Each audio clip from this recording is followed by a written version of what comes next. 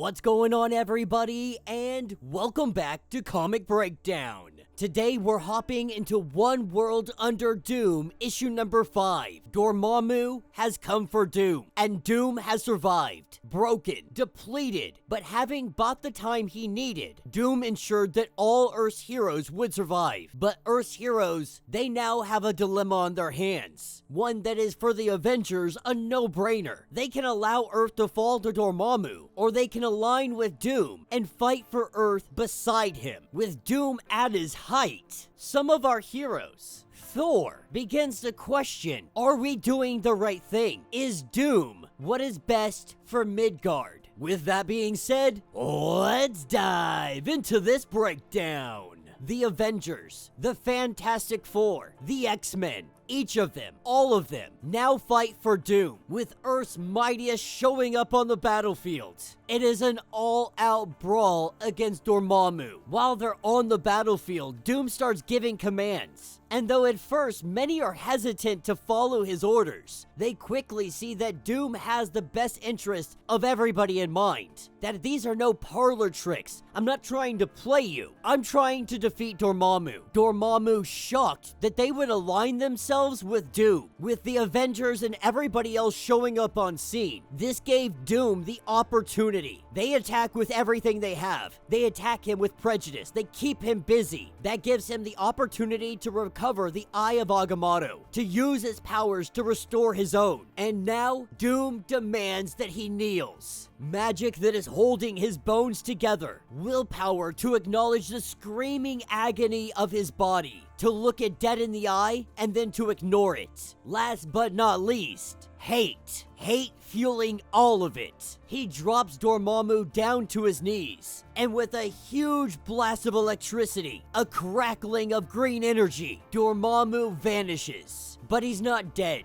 only neutralized, banished back to his dimension, held there in eternal spells of Doom's own design. The Scarlet Witch would go on to say that that's impossible, that forever magic can't be done, and Doom knows that they have to be anchored to an event here on Earth. That's what he's accomplished. The spells binding Dormammu are as decreed, tied to earthly circumstances, yet they will nonetheless remain eternal, for their end only comes when Doom's rule ends. So Doom has very strategically and brilliantly made it to where Dormammu can never return so long as Doom is Sorcerer Supreme. And the world is receptive. The world is happy. The world is thriving. As our heroes do cleanup, they're all trying to figure out what the hell is Doom's angle. Doom really did save everybody in these buildings. The instant Dormammu first attacked, he protected everybody. Not a single life had been lost today. Not one. He's presenting himself as a hero, but he's not failing. He's given the world peace, healthcare, education, food, security. Hell, even trains are running on time. The truth is, he's getting results. The people like it. To ignore this would be naive. If we can see this, so can everybody else. Even Sue, she has to admit, this is crazy. A surprise attack demonically imploded UN headquarters and not a single injury or fatality. Now Tony's gotta ask, what now? Do we keep letting Doom do this and we just play cleanup crew? This is where Thor steps forward.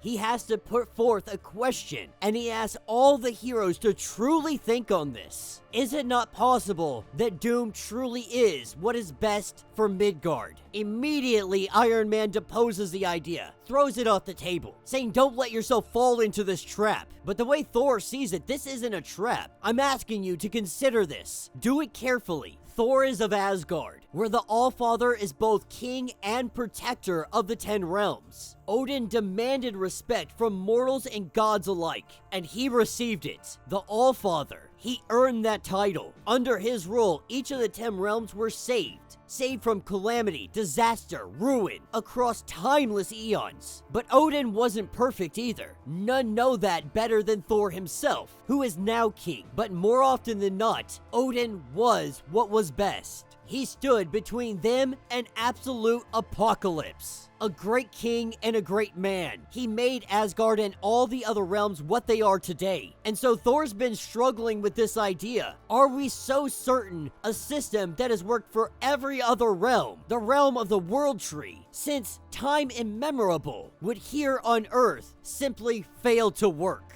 Reminding them that he's not of Midgard. This is not his land, but his eyes don't shy away from the truth. And those eyes are telling him that Doom claimed his throne, and since then Midgard has been safe, secure, and prosperous. To tell me, mighty Avengers, that Doom hasn't done more to improve this realm in weeks than we've done in years. Even Captain Marvel is saying like he's not entirely wrong. Earth is still here today because of what Doom did. Tony starts to lose it. He's like, there's no way in hell you guys are starting to think this way. Like, for all we know, Doom set all this up. For all we know, Doom didn't get hurt at all today. Like, the dude's last name is literally Doom. How are we sitting here having this conversation? Because Doom's a master manipulator. He could have arranged all the events, made us feel how we're feeling. He could have planned for this to be happening right here, right now. And Thor has to ask, like, how did he accomplish this master manipulation? Oh, that's right, by saving all of us. By saving 9 other realms for Dormammu. Like, if this is the master manipulator at work,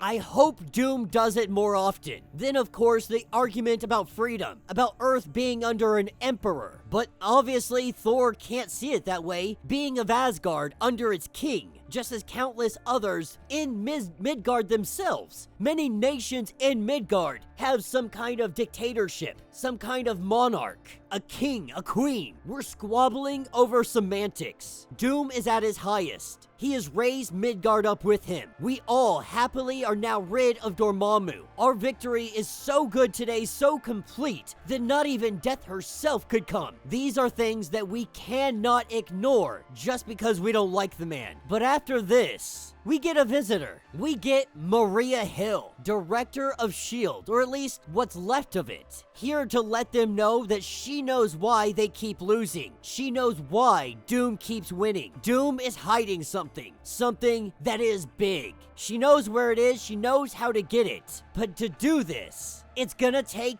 everybody. And that will be the end of this issue. So let me know what you guys think down in the comments. We are not going to get another One World Under Doom for another 2 months, but we do have next month God's One World Under Doom, God's the Jonathan Hickman story. So I'm very excited to see how our dude's going to have his little interaction with everybody from Gods, because that's cosmic level stuff.